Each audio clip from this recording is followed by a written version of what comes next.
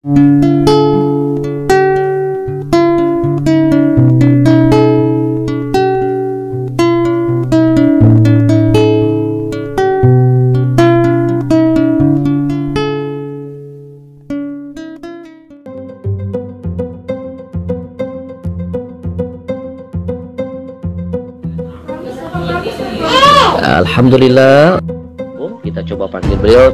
Satu kehormatan hari ini antum bisa ngobrol langsung dengan beliau, Masya Allah.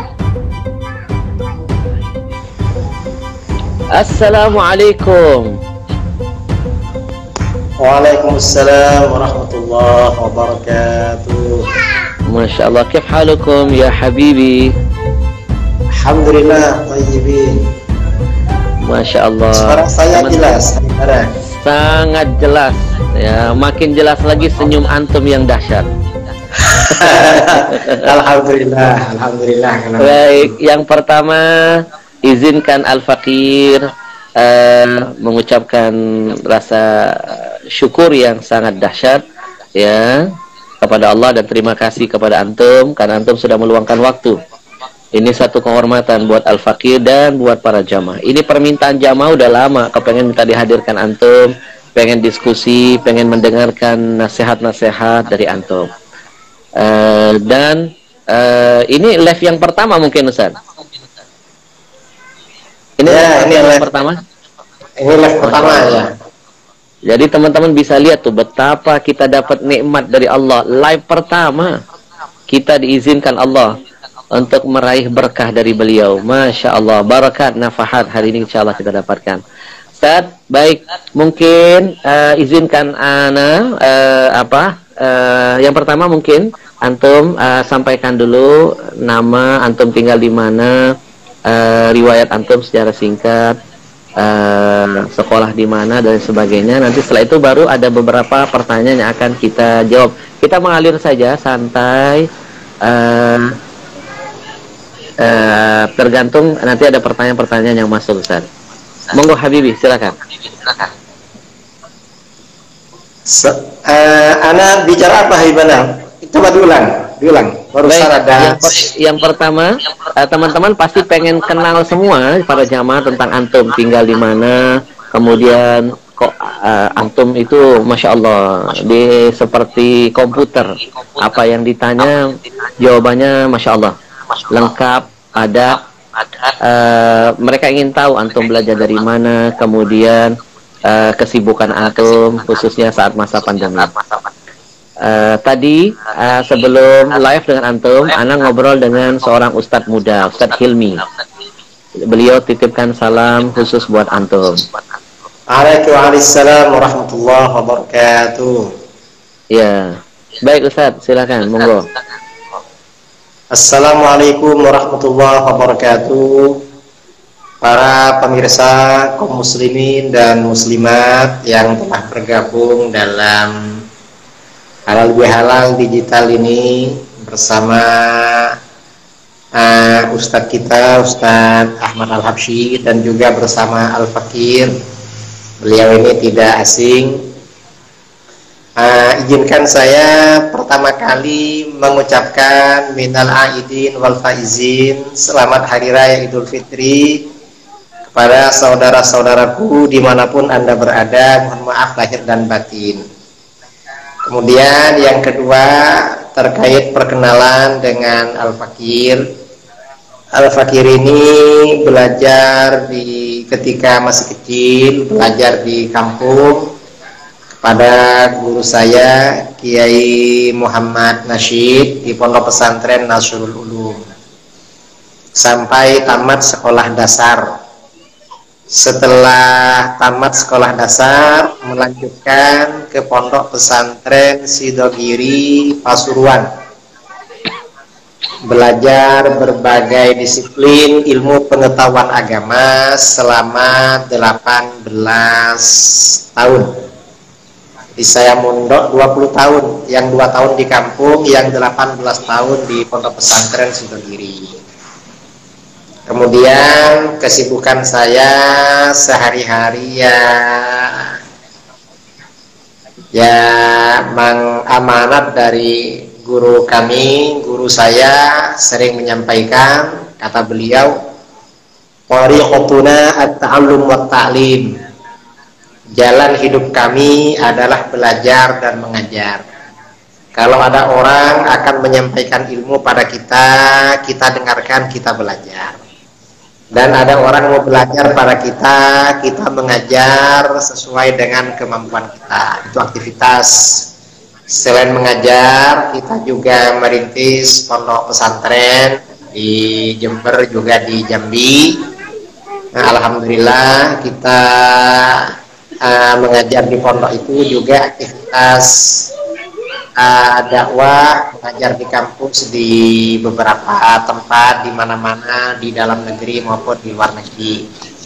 Dan akhirnya saya kenal dengan beliau, Habibana Ustadz Ahmad Al-Habsyi. Saya rasa itu perkenalan dari saya, dan saya kira tidak perlu diperkenalkan banyak-banyak karena memang ya gak ada yang mau diperkenalkan. Baik, Masya Allah, Masya Allah. Teman-teman sekalian, salah satu yang membuat saya jatuh cinta dengan Ustaz Idrus Ramli, ya, ngefans, mengidolakan, sayangnya luar biasa, karena beliau ini alim tapi mutawadhi. Tawaduknya luar biasa. Kalau antum semua lihat gaya sehari-hari beliau, anak pertama lihat antum kaget. Begitu datang, Masya Allah, sederhana, low profile, tawadu, walaupun badan kita sama, kecil, tapi antum besarnya, Masya Allah, dari sisi kemuliaan yang lain. Kemudian teman-teman, beliau ini memang bukan hanya di Indonesia, sampai ke Malaysia beliau dikenal. Bahkan sering diundang kajian-kajian khusus yang diadakan oleh kerajaan-kerajaan Malaysia. Kajian-kajian spesial khusus, betul-betul tidak mudah untuk orang bisa masuk ke sana. Nah, salah satunya beliau yang sudah sudah mondar-mandir di seputaran Malaysia. Baik, Habibi, Masya Allah. Baik. Banyak sekali yang sudah masuk ke info Nana nih. Kalau kita biarkan di kolom komentar, suka ketindih, kemudian nggak sempat dibaca. Izinkan Ana baca satu persatu.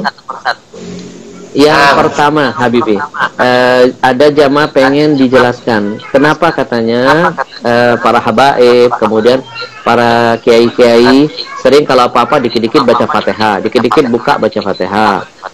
Buka toko baca Fatihah, buka kitab baca Fatihah, buka majelis baca Fatihah, dikit-dikit Fatihah. Kenapa dan apa manfaatnya? Ini mungkin jamaah pengen tahu. Ya, terima kasih ya. Jadi yang pertama, mengapa baca Fatihah? Fatihah itu untuk apa saja? Karena yang pertama, surat Fatihah itu merupakan salah satu surat yang paling utama yang diturunkan kepada baginda Rasulullah SAW untuk umat Islam. Karena surat Fatihah ini surat yang paling utama, maka surat Fatihah ini wajib dibaca dalam sholat. Yang lain tak wajib, hanya surat Fatihah. Jadi ibadah ya, rukun Islam setelah syahadat itu sholat. Dari sekian ayat Al-Quran yang wajib dibaca ini surat Fatihah, yang lain tidak wajib dibaca, hanya sunnah. Ini berarti surat Al-Fatihah ini punya keistimewaan luar biasa. Itu surat Fatihah.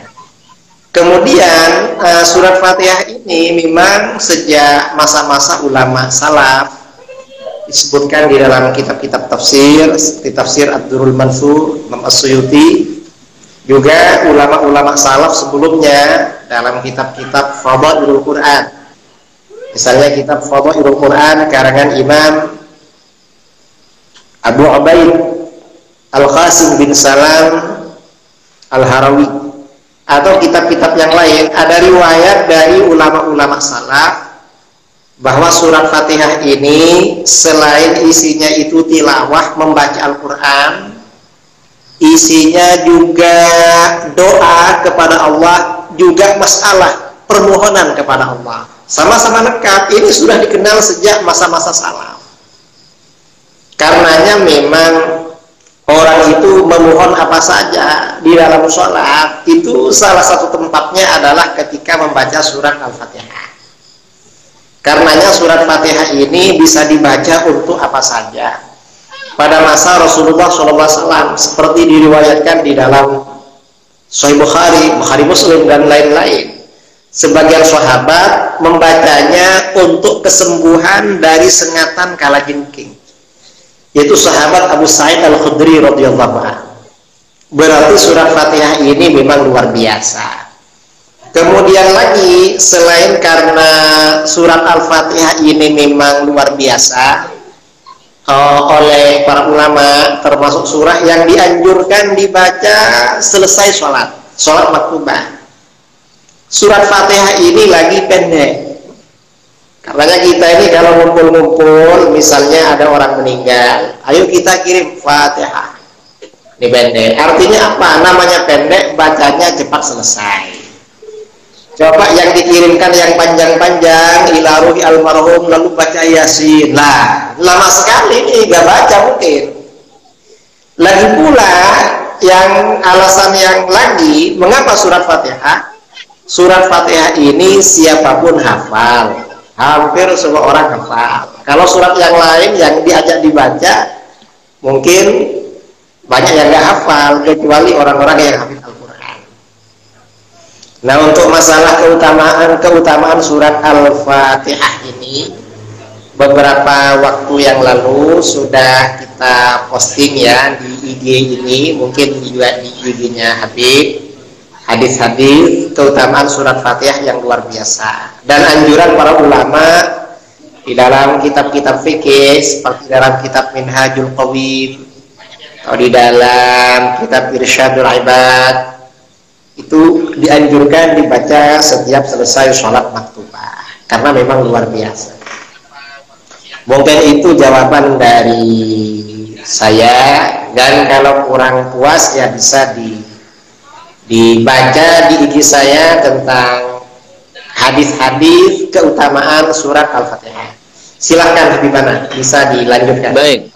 Masya Allah, sudah sangat jelas sekali ya, di antara poinnya tadi menandakan bahwa dalam sholat saja kalau nggak baca surah Al-Fatihah konsekuensinya ada, berarti harus nambah 1 rakaat ya, saking utamanya. Nah, kalau dalam sholat aja kita ditekankan untuk selalu membaca, apalagi di luar sholat, betul nggak?